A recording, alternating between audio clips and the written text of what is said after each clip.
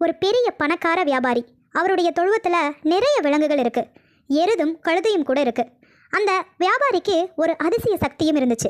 விலங்குகள் பேசுற எல்லாமே அவருக்கு புரியும். அப்படி இருக்கும்போது தான் ஒரு நாள் அந்த எருதும் கழுதையும் பேசிக்கிறத அந்த வியாபாரி கேட்கிறாரு. எருது மனமுருகி கழுதை கிட்ட தன்னோட நிலையை சொல்லிக்கிட்டு இருக்கு. என்னால வயல்ல கஷ்டப்பட்டு வேலை பார்க்கவே முடியல, ஓய்வே எனக்கு கிடையாது. ஆனா நீயோ சொகுசா இங்க இருந்துக்கிட்டு சாப்பிட்டுட்டு தூங்கி ஓய்வு எடுத்துட்டு இருக்க. உன்ன மாதிரி இருக்கணும் அப்படின்னு நொந்து போற அந்த எருதை பார்த்து கழுதை உதவி செய்ய நினைக்குது.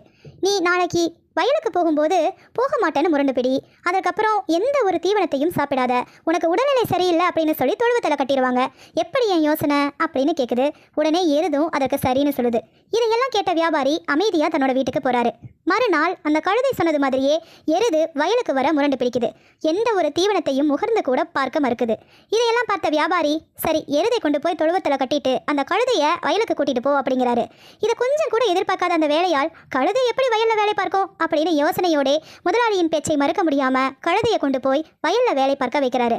ஆனா கழுதையால வேலை பார்க்கவே முடியல. அதனால சவுக்கால விளாசி எடுக்கிறாரு. மாலை நேரத்துல நொந்து போய் கழுதை தொழுவத்துக்கு வருது. அங்க வந்து பார்த்தா எருது நன்றாக ஓய்வெடுத்து தூங்கிக்கிட்டு இருக்கு. இதை பார்த்த கழுதை, நம்ம செய்த உதவி நமக்கே வினையாயிருச்சே அப்படின்னு நினைச்சு அந்த எருது கிட்ட மெதுவா பேச்சு கொடுக்குது. நீ இப்படியே ஓய்வெடுத்துட்டு இருந்தா உன்னை எந்த வேலைக்கும் பிரயோஜனம் இல்லைன்னு இறைச்சி கடைக்கு அனுப்பிடுவாங்க. அதற்கப்புறம் உன் பாடு திண்டாட்டம் தான். அதனால பேசாம நாளையிலிருந்து நீ வயலுக்கே போ அப்படின்னு நல்ல ஒரு நண்பனை போல அறிவுரை சொல்லுது. இதையும் சிரித்தபடியே அந்த வியாபாரி காதுல கேட்டுட்டு அங்கிருந்து நகர்ந்து போறாரு.